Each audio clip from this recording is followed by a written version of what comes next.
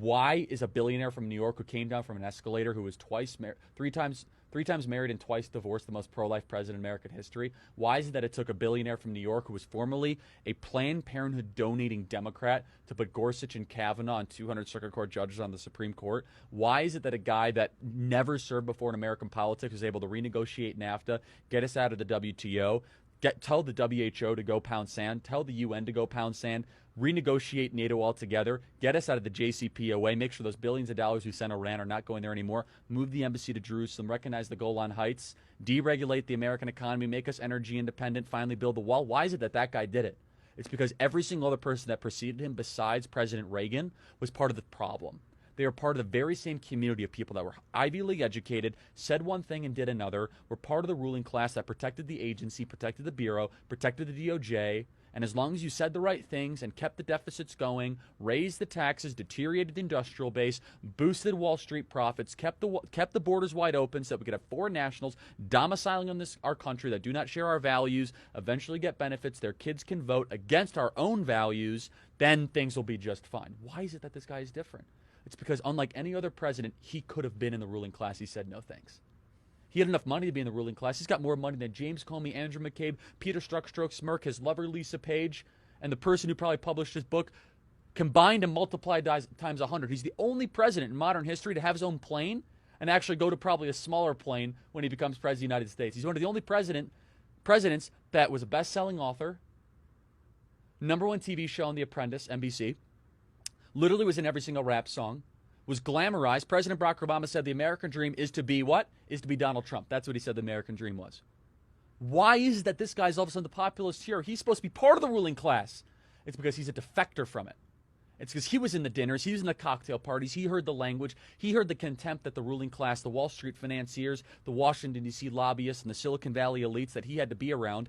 He knew the contempt that they had for the plumber, electrician, the carpenter, the bricklayer, and the person building the very same building that he was financing.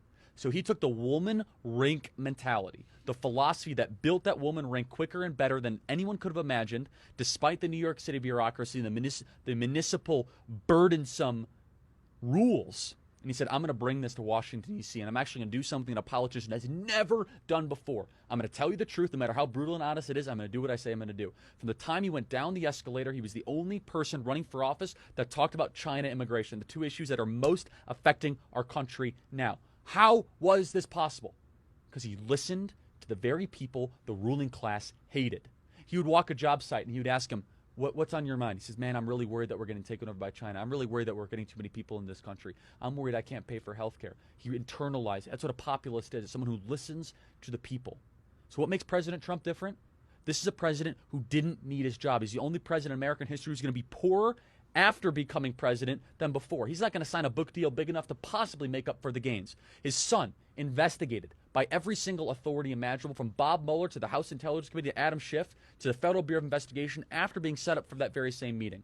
His businesses audited and currently under criminal investigation by the New York Attorney General for no reason and no grounding further. His other son, Eric Trump, his charity gets shut down for self-dealing despite no evidence at all. He just wants to give treatment to cancer kids, St. Jude's Hospital.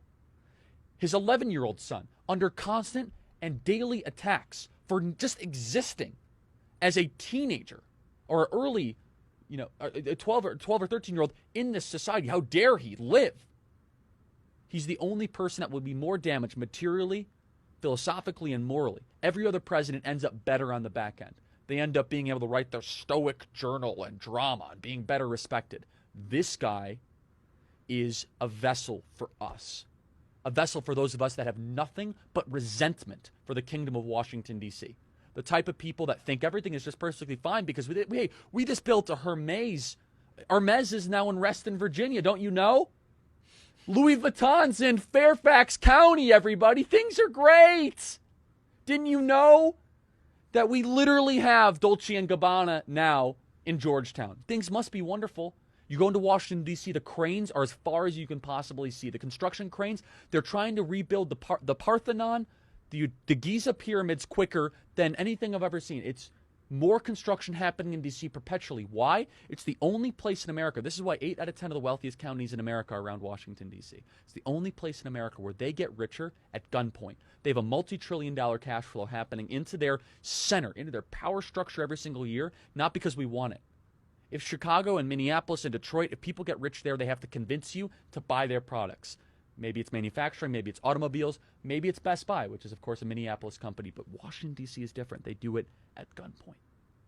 This is why Trump is different, and that's why I wrote the book.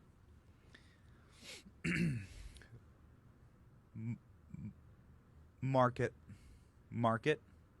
Ladies and gentlemen, you will not hear a better argument for the President of the United States than that 2.5 minutes right there.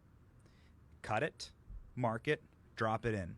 Are you a leftist? Are you communist? Are you Marxist? Are you super right-wing? Doesn't matter. You can't disagree with that. That is the best argument you will ever hear, condensed, distilled like a proof alcohol into why Charlie Kirk believes in this president. And so if you're looking, look no further. That 2-minute clip right there. Well, thank Cut you. it. Email us, freedom@charliekirk.com. Here's one for you. Thank you, Benny. Turning Point Action is responsible for the content of this advertisement.